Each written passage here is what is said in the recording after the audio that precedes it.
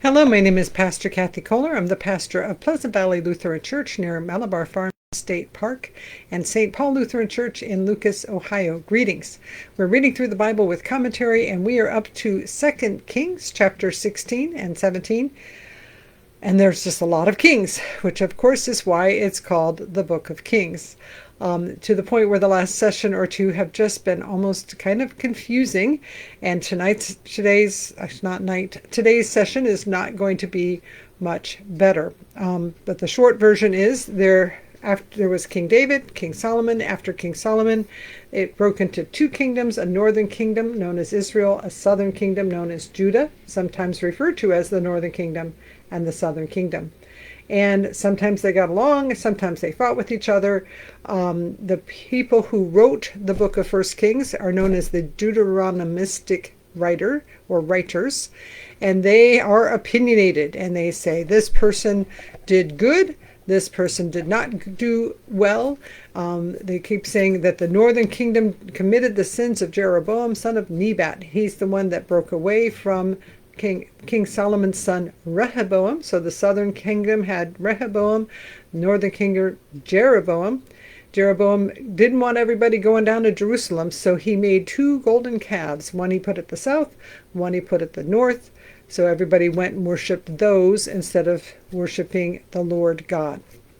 So the writers all the way through say this king, that king did not follow the Lord and committed the sins of Jeroboam, their ancestor, although technically they were no longer the descendants of Jeroboam, because time after time the entire dynasty got wiped out by an usurper, or somebody who did a rebellion, became the king, wiped out every male descendant of the previous one. Some of them got to reign a little longer and their sons were king, some of them not so much.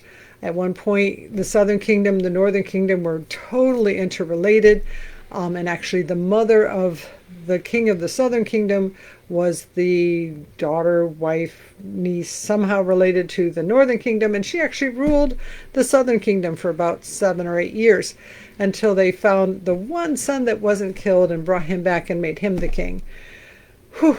And that's just trying to sum up the last few sessions, and it's to the point where there's been a lot of kings, and they have been very confusing. And it doesn't help that there's Jehoram in the north and Jehoram in the south, also known as Joram, and Amaziah, also known as Uzziah. So sometimes they have the same king with two different names to make it even more confusing. So as we read through our lessons, our session today, the writer is going to say this happened because you guys didn't follow God the way you were supposed to follow God. They do not really consider that the Assyrian Empire was literally taking over the entire world. Before there were Greeks, there were Assyrians, and they came rolling in. And a lot of what we read about in the last session that we'll hear about today are people basically trying to stave off the Assyrians who are coming. And it's just a matter of time until they get there. So actually, when we get to our second chapter today, the northern kingdom will be deported by Assyria. But a lot of the machinations of what people are doing are trying to prevent the Assyrians from coming over and taking over. So that's kind of where we've come from and where we're going, because it is still, in fact, confusing. It's because we're at chapter 16 of 2 Kings, verse 1. In the 17th year of Pekah son of Remaliah, King Ahaz son of Jotham in Judah began to reign. Ahaz was 20 years old when he began to reign. He reigned 16 years in Jerusalem. So he's in the southern kingdom because he's in Jerusalem. He did not do what was right in the sight of the Lord his God, as his ancestor David had done, because to the writers David is the standard. But he walked in the way of the kings of Israel. He even made his son pass through fire. That means he sacrificed his son, according to the abominable practices of the nations whom the Lord drove out before the people of Israel. He sacrificed and made offerings on the high places, on the hills, and under every green tree. So he's basically worshiping, sacrificing to every god and not to the Lord God. Verse 5. Then King Rezin of Aram and King Pekah, son of Remaliah of Israel, came up to wage war on Jerusalem. So the northern kingdom, with an alliance with the Arameans, are coming against the southern kingdom. They besieged Ahaz, but could not conquer him. At that time, the king of Edom recovered Elath for Edom, and drove the Judeans from Elath, and the Edomites came against Elath, where they live to this day. So not only is the northern kingdom and the Arameans coming against Jerusalem, the southern kingdom has also lost a big chunk of its land to the Edomites. Ahaz sent messengers to King Tiglath-Pileser of Assyria, saying, I am your servant and your son. Come up and rescue me from the hand of the king of Aram and from the hand of the king of Israel, who are attacking me. So basically he's selling out the northern kingdom, or defending himself against the northern kingdom. He's saying to the Assyrians, hey, come protect me. I will be your vassal. I will serve you. I will be under your care if you come and help me in this war, because I'm being sieged by these northern peoples, the Arameans and the Israelites. Ahaz also took the silver and gold found in the house of the Lord and in the treasures of the king's house, and sent a present to the king of Assyria. So here's a bunch of money. Please come and defend me. I'll be your vassal, which is when he refers to him, I am your servant and your son. He's not saying that the king of Assyria is his dad. He's saying, I will put myself under you. Here's a bunch of money. Please come defend me. Verse 9, the king of Assyria listened to him. The king of Assyria marched up against Damascus and took it. So it says here that the king of Assyria would have been, I have a footnote about that, being Tiglath-Pileser. And then later it's his son. When they say the king of Assyria, they're referring to King Sargon. But in this case, the king of Assyria came and took Damascus, carrying its people captive to Kir. Then he killed Rezin. So the Assyrians have come and attacked the northern kingdom and taken away many of the people. And the footnote says, the Assyrian king Tiglath-Pileser answered Ahaz by launching an invasion, the first conquering. After first he conquered the Philistines, and then he conquered a large part of the northern kingdom and deported many of the people to Assyria. And he annexed the conquered cities into the northern kingdom in 733 BC, and in 732 he came against Damascus. He killed Rezin and deported the Arameans. So both the Israelites in the north and the Arameans are all defeated and deported. Verse 10.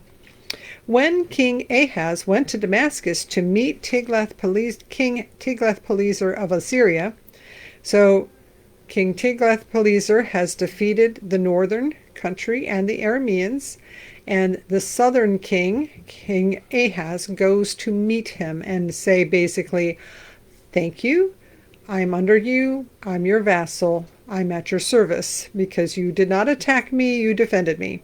So now he's part of the Assyrian empire, but still over his people and not deported. He saw the altar that was at Damascus. King Ahaz sent to the priest Uriah a model of the altar and its pattern, exact in all its details. The priest Uriah built the altar in accordance with all that King Ahaz had sent from Damascus. Just so did the priest Uriah build it before King Ahaz arrived from Damascus. So he goes to where the Aramean area was. He finds an altar that he likes. He asks the priest to build it, and the priest does. When the king came from Damascus, the king viewed the altar. Then the king drew near to the altar, went up on it, and offered his burnt offering and his grain offering, poured his drink offering, and dashed the blood of his offerings and the well-being against the altar. Verse 14, the bronze altar that was before the Lord he removed from the front of the house, from the place between his altar and the house of the Lord, and put it on the north side of his altar.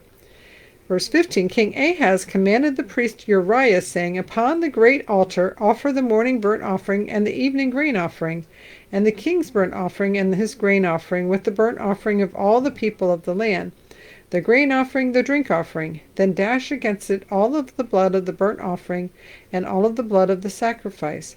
But the bronze altar shall be for me to inquire by.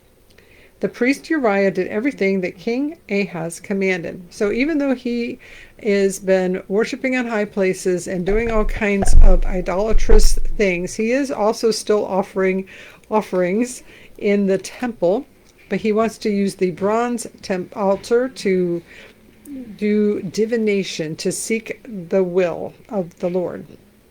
Verse 17, Then King Ahaz cut off the frames of the stands and removed the laver from them. He removed the sea from the bronze oxen that were under it, and put it on a pediment of stone. The covered portal for the use of the Sabbath that had been built inside the palace, and the outer entrance for the king, he removed from the house of the Lord. He did this because of the king of Assyria. Now so why did he do all of that? So part of it is cutting off the frames of the stands. Do I actually have a footnote about that? Part of why he did that is he is now a vassal. He's underneath King Tiglath-Pileser. And so one of the things to do is to basically, like, I no longer have a private entrance. I no longer have a royal throne. It also removes all kinds of bronze, and probably is using it because he's been paying off the king of Assyria. So he needs all the money he can literally scrape together. Where was I? Verse 19. Now the rest of the acts of Ahaz that he did, are they not written in the book of the annals of the king of Judah? Ahaz slept with his ancestors and was buried with his ancestors in the city of David. His son Hezekiah succeeded him. And we will hear more about him in our next session. Chapter 17. In the 12th year of King Ahaz of Judah, Hoshea, son of Elah, began to reign in Samaria over Israel. He reigned 9 years. He did what was evil in the sight of the Lord, yet not like the kings of Israel who were before him. King Shalmaneser of Assyria came up against him. Hoshea became his vassal. He paid him tribute. But the king of so a lot of the northern kingdom has been taken over by Assyria, but not all of it. And so the new king, King Hoshea, and it does not say that he did the sins of Jeroboam, so they're not calling him a terrible king, but he is also trying to fight off this humongous empire, the Assyrians. So he becomes a vassal as well and pays tribute, trying to keep from being deported. Verse 4, But the king of Assyria found treachery in Hoshea, for he had sent messengers to King So of Egypt, and offered no tribute to the king of Assyria, as he had done year by year. Therefore the king of Assyria confined him and imprisoned him. So the footnote says that they don't know of a king named King So. However, as we've read through, there's Amaziah is Uzziah, and Jehoram is Joram, and so maybe King So is a nickname. But whoever it was, he was paying tribute to Assyria. He stopped paying tribute to Assyria, thinking perhaps that Egypt would defend him against Assyria. It did not work. Verse 5, Then the king of Assyria invaded all the land and came to Samaria. For 3 years he besieged it. And I think I have a note here that this is now unnamed. It's probably Shalmaneser the fifth who is conquering. So since he didn't pay his tribute, King Hoshea did not pay the tribute, so now Assyrians are coming against the northern kingdom. In the 9th year of Hoshea, the king of Assyria captured Samaria. He carried the Israelites away to Assyria. He placed them in Halah on the Habor, the river of Gozan, in the cities of the Medes. And then, so most of the northern kingdom has now been deported. Verse 7, This occurred because the people of Israel had sinned against the Lord their God, who had brought them up out of the land of Egypt, from under the hand of Pharaoh the king of Egypt. They had worshipped other gods and walked in the customs of the nations whom the Lord drove out before the people of Israel, and in the customs that the king of Israel had introduced. The people of Israel secretly did things that were not right against the Lord their God. They built for themselves high places at all of their towns, from watchtower to fortified city. They set up for themselves pillars and sacred poles on every high hill and under every green tree. There they made offerings on all the high places, as the nations did, whom the Lord carried away before them. They did wicked things, provoking the Lord to anger. They served idols, of which the Lord had said to them, "You shall not do this." Yet the Lord warned Israel and Judah by every prophet and every seer, saying, "Turn away from your evil ways and keep my commandments and statutes, in accordance with all the law that I commanded your ancestors, and I sent to you by my servants the prophets." And we will be reading the prophets, and you will hear lots of prophecy that would actually cover this whole period of time. Verse 14, they would not listen, but were stubborn, as their ancestors had been, who did not believe in the Lord their God. They despised his statutes and his covenant that he made with their ancestors, and the warnings that he gave them. They went after false idols and became false. They followed the nations that were around them, concerning whom the Lord had commanded them that they should not do as they did. They rejected all the commandments of the Lord their God, made for themselves cast images of 2 calves. They made a sacred pole, worshipped all the host of heaven, and served Baal. They made their sons and daughters pass through fire. They used divination and augury. They sold themselves to do evil in the sight of the Lord, provoking him to anger. Therefore the Lord was very angry with Israel and removed them out of his sight. None was left but the tribe of Judah alone. So, if you are trying to understand why did this happen, then lots of times you find a reason. Why did this happen? And the writers of Deuteronomy say, the Deuteronomistic writers of Kings say this happened because they did not serve God the way they were supposed to serve God. They are giving a reason for why it happened. It also happened because Assyria became an incredibly powerful empire that deported everybody that they could and moved people around. And so when the northern kingdoms were deported, they were gone. They were mixed in with the rest of the Assyrian empire and gone. Verse 19, Judah also did not keep the commandments of the Lord their God, but walked in the customs that Israel had introduced. The Lord rejected all the descendants of Israel. He punished them and gave them into the hand of plunderers until he had banished them from his presence. Verse 21, when he had torn Israel from the house of David, they made Jeroboam son of Nebat king. Jeroboam drove Israel from following the Lord and made them commit great sin. The people of Israel continued in all the sins that Jeroboam had committed. They did not depart from them until the Lord removed Israel out of his sight, as he had foretold through all his servants the prophets. So Israel was exiled from their own land to Assyria until this day. And so they did all kinds of terrible things. They worshipped Asherah, they worshipped Baal, they burned their children and did every kind of augury and divination. They did all these terrible things. That's why they're gone. That's why they've all been sent away. God just said, get rid of them. And now all that's left is Judah. There's also a very interesting footnote here that says, you have to be careful because the writers here obviously were very pro-Deuteronomy and very much this is why they were faithless and so was Judah, and we are supposed to be living to a higher standard and we are supposed to be keeping the Bible and keeping every law and keeping it perfectly. And it's easy to say, well, and that's why they're gone and now Christians are in. And it's not that simple. It's always more complicated because there were faithful people all throughout the history of Judah and Israel. All throughout the Israel history, there were people who were faithful. There were prophets There were others who were faithful. And God works through all of these things, and we cannot just simply say, oh, well, they're done and now we're in. That is unfair to the very many people that also would have been faithful. I thought that's an interesting footnote, and I kind of agree with that. Verse 24, the king of Assyria brought people from Babylon, Cutha, Ava, Hamath, and Sepharvaim, and placed them in the cities of Samaria in place of the people of Israel. They took possession of Samaria and settled in its cities.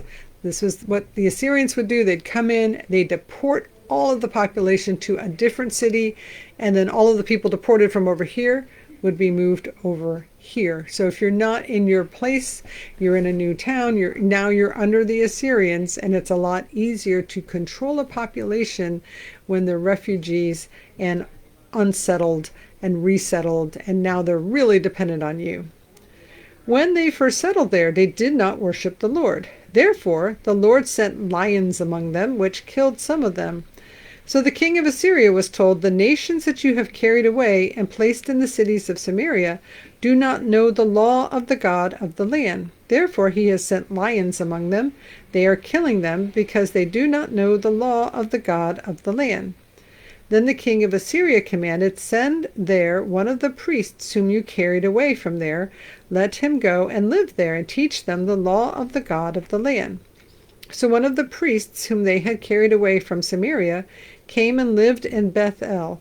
He taught them how they should worship the Lord. So all these Israelites have been deported. All of these new people have been brought in.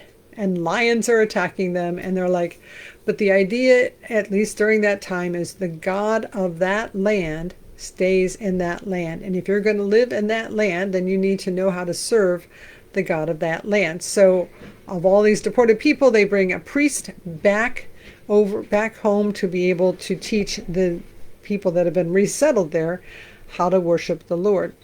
Verse 29, but every nation still made gods of its own and put them in the shrines of the high places that the people of Samaria had made. Every nation in the cities which they lived. The people of Babylon made Succoth-Benoth. The people of Cuth made Nergal. The people of Hamath made Ashima. The Avites made Nibhaz and Tartak. The Sepharvites burned their children in the fire to Adramelech and Adamelech, the gods of Sepharvaim. They also worshipped the Lord and appointed from among themselves all sorts of people as priests of the high places, who sacrificed for them in the shrines of the high places. So they worshipped the Lord, but also served their own gods after the manner of the nations from whom they had been carried away. To this day they continue to practice their former customs. They do not worship the Lord, and they do not follow the statutes or the ordinances or the law or the commandment that the Lord commanded to the children of Jacob, whom he named Israel. The Lord had made a covenant with them and commanded them, you shall not worship other gods, or bow yourself to them, or serve them, or sacrifice to them. But you shall worship the Lord, who brought you out of the land of Egypt with great power and with an outstretched arm. You shall bow yourselves to him, and to him shall you sacrifice. The statutes and the ordinances and the law and the commandments that he wrote for you, you shall always be careful to observe. You shall not worship other gods. You shall not forget the covenant that I have made with you. You shall not worship other gods, but you shall worship the Lord your God. He will deliver you out of the hand of all your enemies. They would not listen, however, but they continued to practice their former custom.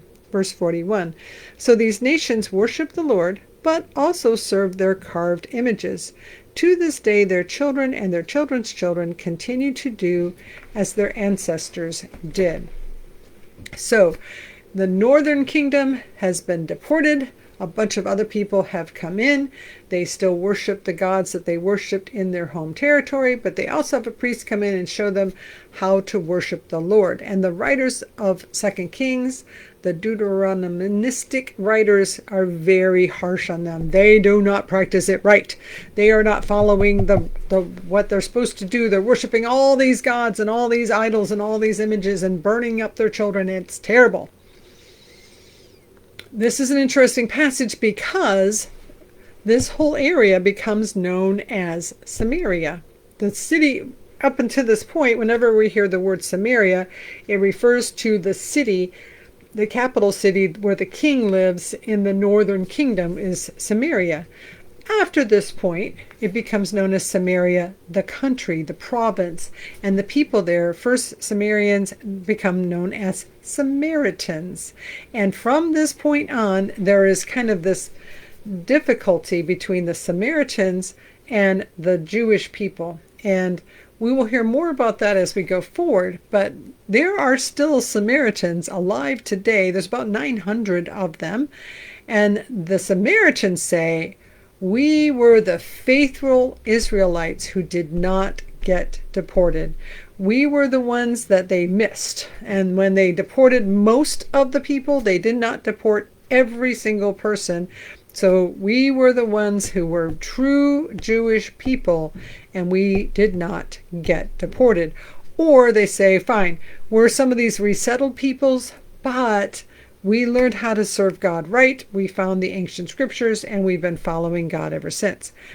The southern kingdom, Judah, and the people that became known as Jewish because they're Judah, the Jewish people will say, well, these are these half-breed people who came in. They were deported from another place and brought and resettled here in Samaria, and whichever Israelites were left intermarried with whoever was resettled. So they're not only like half Jewish or half Israel, they're like half breeds, and they are not following it correctly. They're not doing it right. So you can see where there'd be some hard feelings about, and the Samaritans are like, we're doing it the way we're supposed to do it. And the people from the southern kingdom saying, no, you're a bunch of half-breeds who don't get it right. So you can see where the Samaritans would take umbrage and not appreciate being told that they're half-breeds. But it is the beginning of the Samaritans somehow.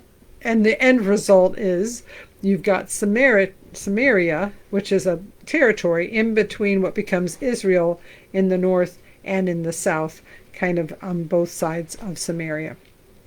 We will hear more about that in the future. And now may the Lord bless you and keep you. May the Lord make his face shine upon you and be gracious unto you. May the Lord look at you with favor and give you peace. In the name of the Father, and of the Son, and of the Holy Spirit. Amen. Go in peace. Like, subscribe, comment. We're just so glad you're here. Thanks for being here. Have a great day.